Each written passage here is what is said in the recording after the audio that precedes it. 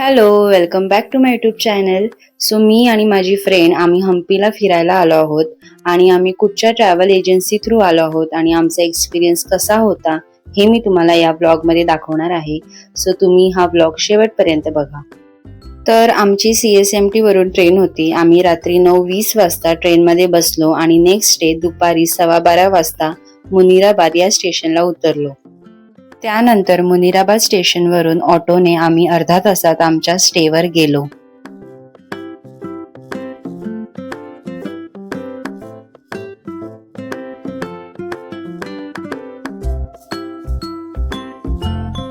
आणि हा आमचा स्टे आहे पुढील 2 दिवसासाठी, Gauri nature stay.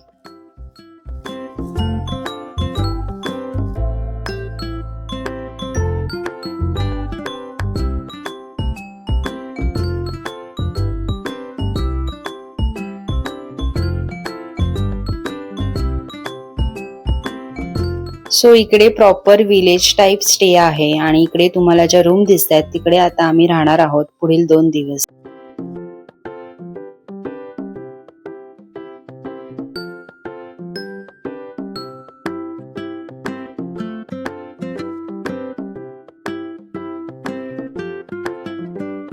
Hello guys, welcome back to my YouTube channel.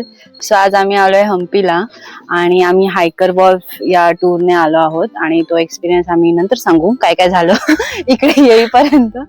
पण आता आम्ही एक हॉटेलमध्ये थांबलोय, त्याचं नाव आहे गौरी नेचर स्टे. सो तुम्हाला रूम टूर मी नंतर दाखवेन. आता आम्ही फिरायला जातोय. सो आज आम्ही काय काय बघतोय ते आम्ही तुम्हाला दाखवू. So stay tune.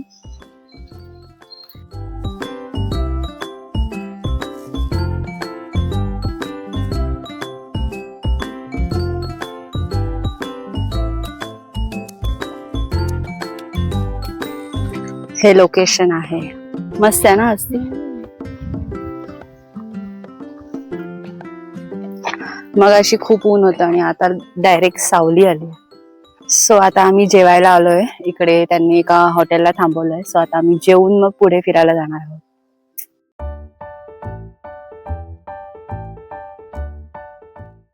तर दुपारचं जेवण हे हायकर वॉक थ्रू होतं आणि प्रत्येकाला व्हेज थाळी होती आणि जेवणाची टेस्ट ही ओके ओके होती.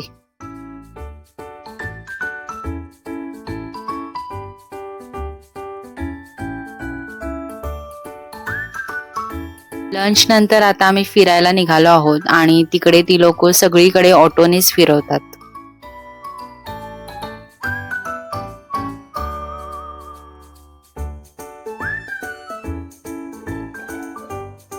आमचं जेवण झालंय आणि आता आम्ही आमच्या फर्स्ट प्लेस वर आलोय, जे आहे चिंतामणी टेम्पल कॉम्प्लेक्स.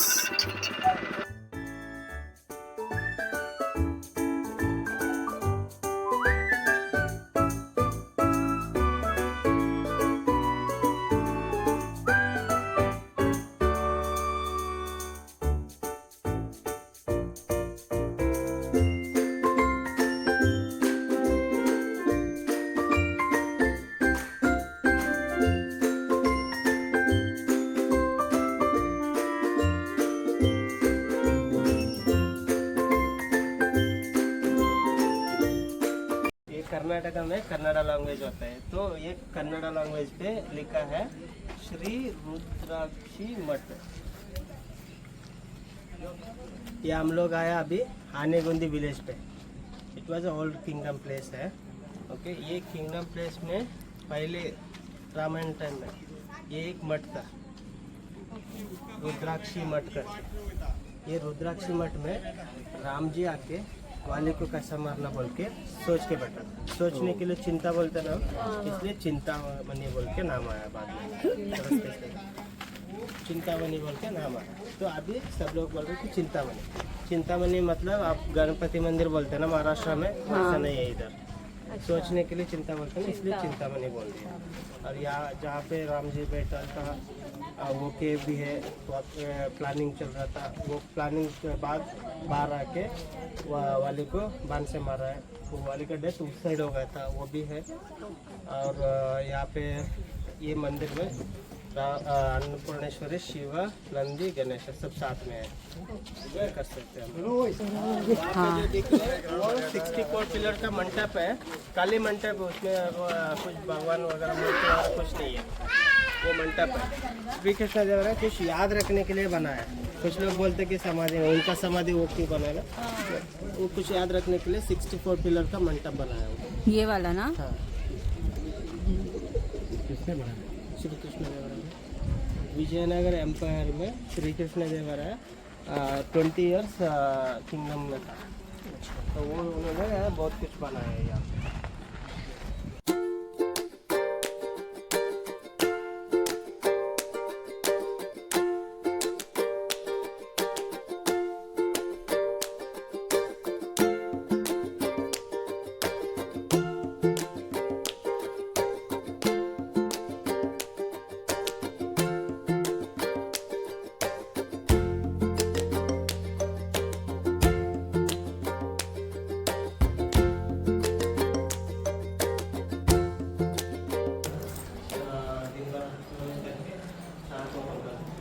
जब पंडित जी जगह का कभी ओपन करेगा।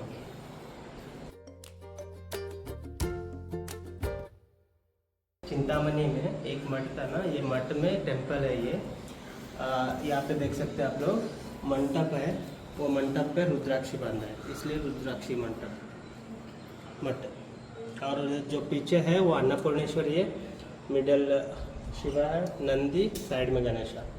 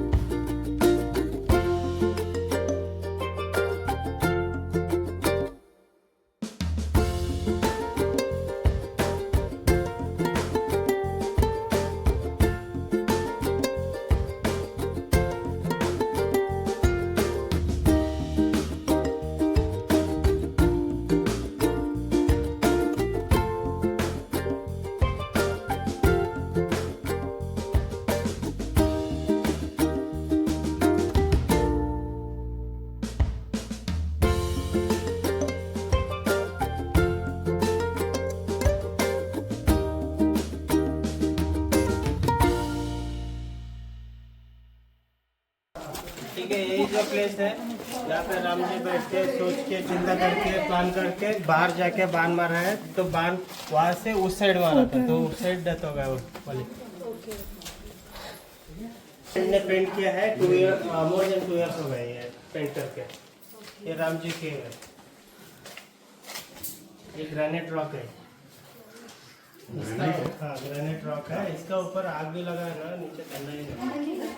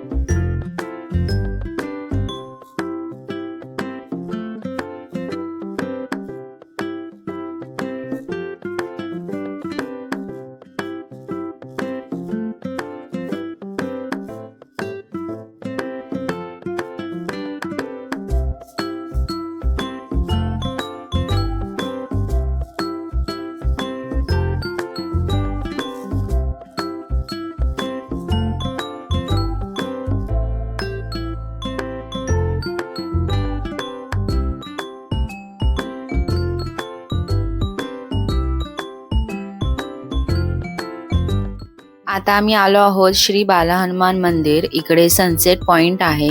सो आता आम्ही ट्रॅकिंग करत वर जातोय सनसेट बघायला. कसं वाटतंय मस्ती?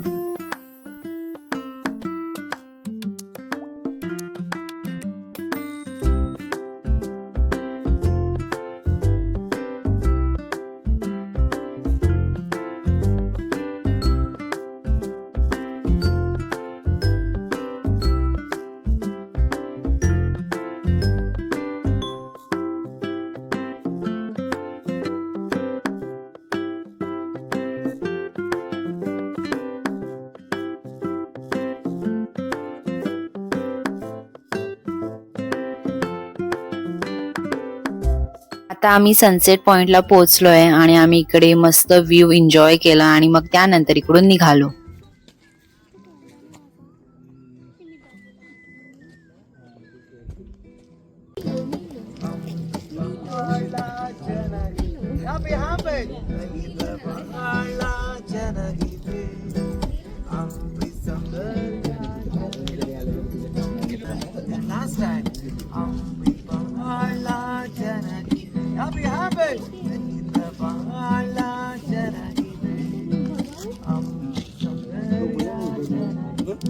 रिटर्न जाताना आम्ही मस्त ऑटो राईड करत जात होतो. अर्जुन म्हणून जे आहेत हॉयकर वॉल्फ थ्रू, त्यांनी आम्हाला खूप छान ऑटो राईड दिली. त्यानंतर मग त्यांनी आम्हाला चहा कॉफीसाठी थांबवलं. तिकडे आम्ही चहा कॉफी प्यायलो, मेदूवडा वगैरे खाल्ला. त्यानंतर मग त्यांनी आम्हाला हॉटेलमध्ये नेलं डिनरसाठी. तिकडे आम्ही खूप सारे गेम्स खेळले, खूप चिल केलं. सो ओव्हरऑल आमचा फर्स्ट डे खूप छान होता आणि या ट्रिपचं पॅकेज मी तुम्हाला नेक्स्ट व्लॉगमध्ये सांगेन. So stay tune and thank you for watching.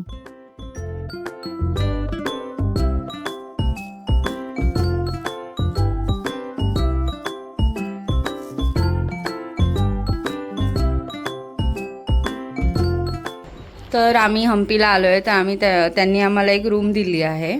Triple शेअरिंगमध्ये आम्ही घेतलेली. तर त्यांनी 2 बेड दिलेत आम्हाला. आम्हाला वाटलं की पूर्ण एक लॉंग बेड असेल, पण तो नाही आहे. आणि हे छोटे छोटे 2च बेड आहेत. तर त्यांनी आम्हाला मॅट्रिक्स दिली आहे, ती पण अशी दिली आहे, त्याच्यावर कोणच झोपू शकत नाही.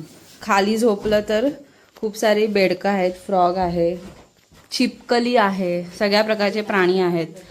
तर आम्ही खाली झोपू पण नाही शकत.